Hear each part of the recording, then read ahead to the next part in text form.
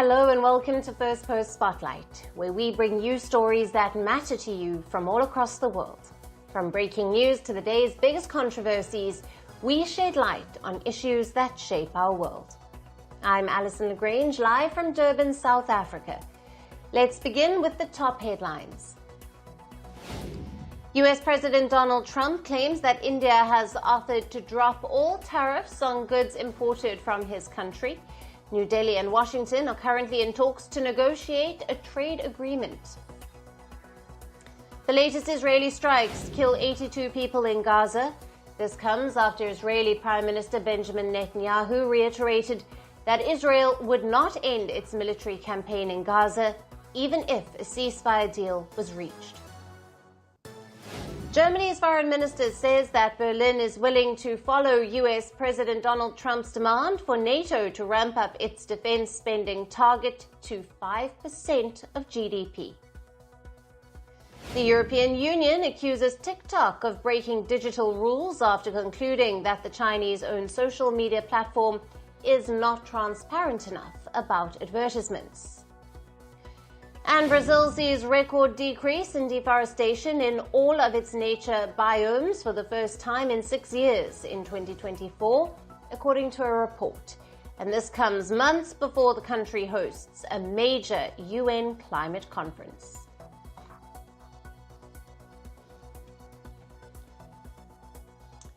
Hello and welcome. We begin with the latest from the Indian subcontinent.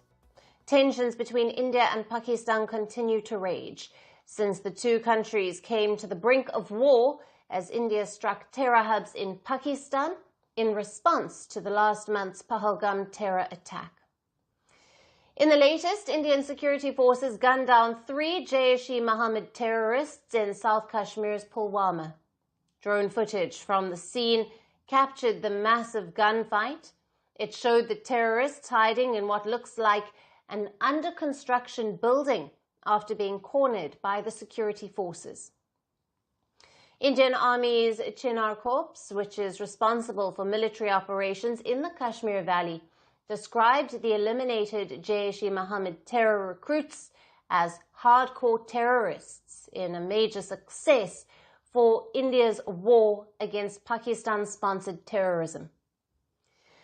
The development comes days after the Indian security forces gunned down 3 Lashkar-e-Taiba terrorists as part of Operation Keller. As the Indian armed forces continue to double down against Pakistan-sponsored terrorism in the Kashmir Valley, India's Defence Minister Rajnath Singh visited Srinagar, where he called out Pakistan's nuclear blackmail. While addressing army personnel at a military cantonment, Rajnath Singh slammed Pakistan's rogue and irresponsible character. The Indian Defence Minister said that Pakistan's nuclear weapons must be brought under international supervision. साथियों, आज आतंकवाद के खिलाफ भारत की प्रतिज्ञा कितनी कठोर है, इसका पता इसी बात से चलता है कि हमने उनके न्यूक्लियर ब्लैकमेल की भी परवाह नहीं की है। पूरी दुनिया ने देखा है कि कैसे गैर जिम्मेदाराना तरीके से पाकिस्तान द्वारा भारत को अनेक बार एटमी धमकियां दी गई हैं। आज श्रीनगर की धरती से मैं पूरी दुनिया के सामने यह सवाल उठाना चाहता हूं कि क्या ऐसे गैर जिम्मेदार और रोग नेशन के हाथों में परमाणु हथियार सुरक्षित हैं? मैं दुनिया के सामने यह सवाल खड़ा करना चाहता हूं। मैं मानता हूं कि पाकिस्तान के एटमी हथियारों को IAEA international atomic energy agency की निगरानी में लिया जाना चाहिए। मैं ये कहना चाहूंगा और साफ तौर पर कहना चाहूंगा। Amid India's fight to defeat Pakistan-sponsored terrorism, efforts are also underway to revive tourism in Jammu and Kashmir, which largely remains at a standstill since the terror attack in Pahalgam, which targeted 26 tourists last month. To boost confidence, India's Civil Aviation Minister reviewed operations at the Srinagar airport. The minister confirmed that all flight services have been restored, declared the Union Territory safe for visitors. Meanwhile, in Pahalgam, the picturesque town scarred by last month's terror attack, BJP leaders, as well as the locals, took to the streets with the national flag in solidarity with the Indian armed forces. Across Jammu and Kashmir, India is hitting back at terrorism hard and fast as the armed forces dismantle Pakistan-backed terror networks. The government is also rebuilding confidence on the ground. This continues to be a developing story, and we will continue to bring you the latest on it. And keeping our focus on the India-Pakistan tensions, India has consistently labelled Pakistan a rogue terrorist state for deploying cross-border terrorism as an official state policy.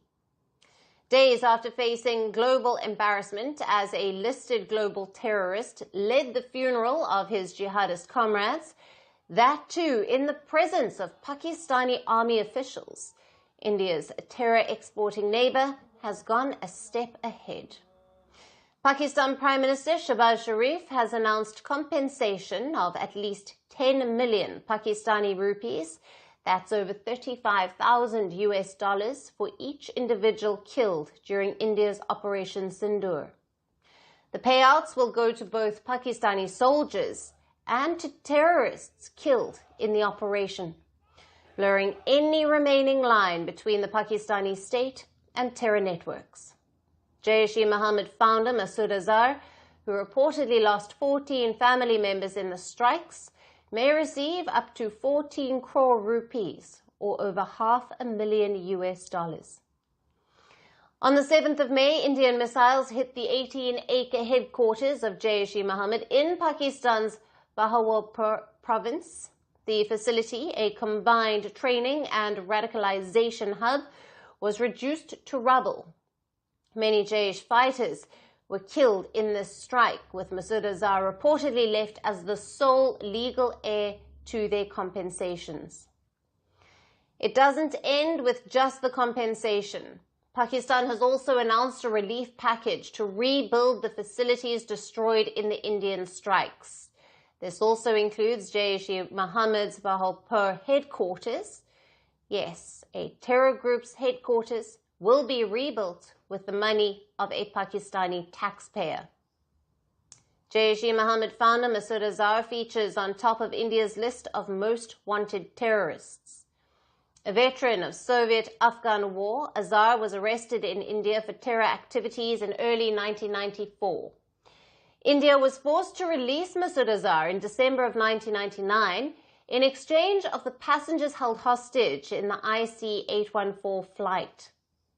Upon release, he established his base in Bahawalpur and founded Jaish-e-Mohammed in the year 2000.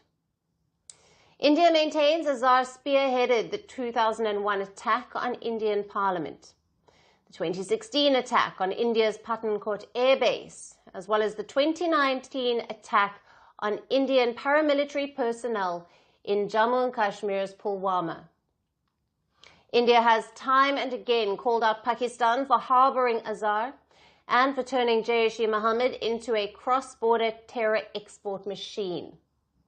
While the world calls for accountability, Pakistan seems more invested in protecting, even rewarding, its terror architects. With blood money flowing and terror camps rebuilt, New Delhi's warnings ring louder than ever.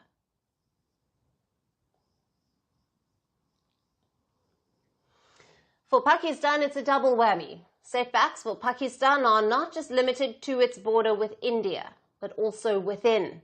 Pakistan is inching toward the brink of collapse, and pushing it deeper into trouble are the Baloch nationalist leaders who have declared Balochistan independent from Pakistan. This has drawn renewed global attention to the long-standing insurgency in the rest of the province. Murya Baloch, a prominent Baloch activist and writer, claimed Balochistan was never a part of Pakistan and accused its government of air bombings, enforced disappearances, and genocide. Announcing the formation of the Republic of Balochistan, Baloch nationalists also called on the Indian government to establish a Baloch embassy in New Delhi. Murya Baloch also backed India's Operation Sindoor and urged New Delhi not to refer to Baloch people as Pakistanis. Baloch leaders urged the United Nations to recognize the Declaration of Independence and to provide funding for state functions, including currency and passport issuance. Muriel Baloch also posted pictures of people waving Baloch flags and maps depicting an independent Balochistan, which have now gone viral on social media. Balochistan is Pakistan's largest province in area, and its people have historically resisted Pakistani rule since the departure of the British. The province is of high strategic importance. It houses the deep-water Gwadar port, a critical node in the China-Pakistan economic corridor. The CPC has brought billions of dollars in Chinese investment into Pakistan, but the Baloch people say that they have been excluded from its benefits and forced off their lands without proper compensation. Its nationalist groups have been demanding greater autonomy and independence, but have repeatedly been met by rebellion and suppression by the Pakistani state. They even face persecution, imprisonment, or assassination. The province has been a site of insurgencies and persistent and grave human rights violations, including extrajudicial killings for years now.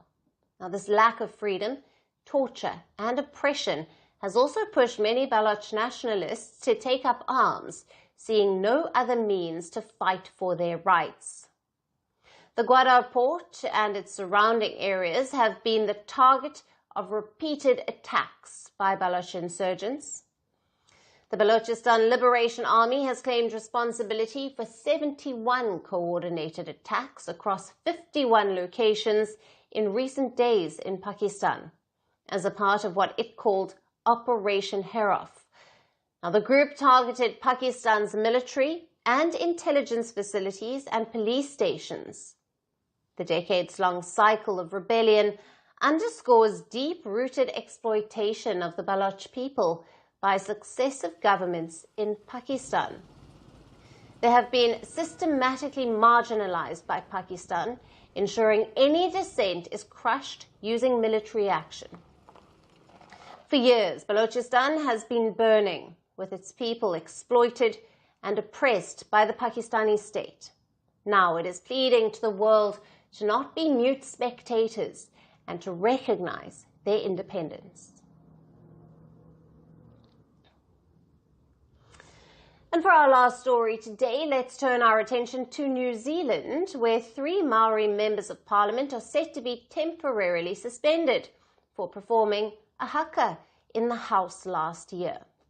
The 3 leaders of the Maori party face temporary suspensions following their protest during a vote on the controversial Treaty Principles Bill back in November. Now, this is believed to be the harshest ever penalty issued to parliamentarians. The bill, introduced by the ACT party, aimed to reinterpret the Treaty of Waitangi, which is New Zealand's founding document guaranteeing Maori rights. This sparked significant concern and widespread protests, with Maori communities fearing a rollback of decades of progress.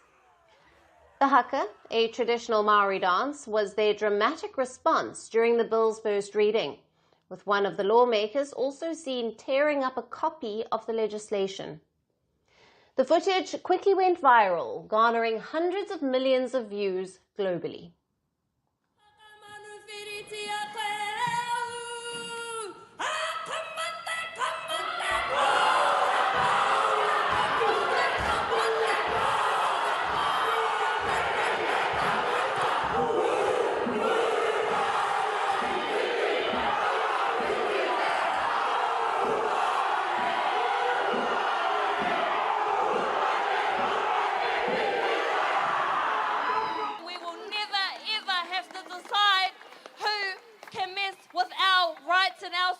As an Indigenous people here in Aotearoa. We are the kingmakers, we are the sovereign people of this land, and the world is watching us here, not because of the system, not because of the rules, but because we haka, and because we have our reo, and because we have our culture, and our grandparents, and my nana hana who came here and delivered the reo for the peti hana, her grandkid was able to speak her reo fluently.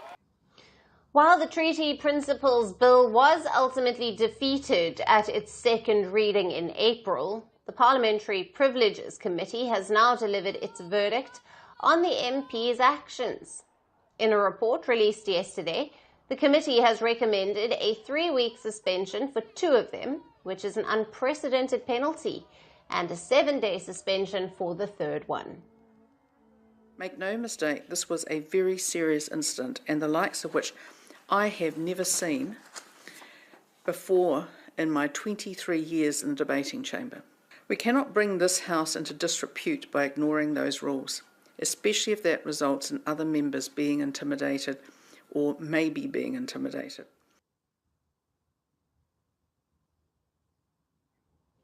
The committee stated that their actions could have intimidated other legislators and constituted contempt of Parliament. It is not acceptable to physically approach another member on the floor of the debating chamber. It is particularly unacceptable for Ms. Naru Wapaka to appear to simulate firing a gun at another member of Parliament. The committee specifically highlighted the timing and the manner of the haka, which interrupted the voting process. So here we are at the crux of the matter. It is not the haka, it is not about tikanga, it is not about the Treaty of Waitangi. It is about following the rules of Parliament, that we are all obliged to follow and that we all pledge to follow. It does not matter our gender, our ethnicity or our beliefs. In this Parliament, we are all simply members of Parliament, and like any institution, it has rules. The temporary suspensions are expected to be formally affirmed by a vote of all lawmakers next Tuesday. During their suspension, the 3 MPs will not receive their salaries and will be absent from next week's crucial annual budget debate. The Maori Party has reacted strongly, condemning the penalties as the harshest ever handed down, calling it a warning shot against Maori resistance to colonial powers. While the opposition Labour Party agreed the MP's conduct was a contempt of the House, they deemed the suspensions unduly severe, suggesting a shorter penalty would have been more appropriate. The Green Party went further, opposing the suspensions entirely, calling them completely out of proportion and expressing concern over the lack of Maori representation during the budget. Now, this unprecedented move has ignited a fierce debate about the balance between parliamentary decorum and freedom of expression. The vote next week will be closely watched by the Maori community and the rest of the world. And that's all we have for you on the show today. We will see you again tomorrow at the same time. Thank you for watching. Stay tuned to Firstpost. From breaking news to the day's biggest controversies, shedding light on the world's top headlines, detailed analysis on the stories that matter the most to you. Catch it all on Spotlight at 6 p.m. India time and 12:30 GMT, only on Firstpost.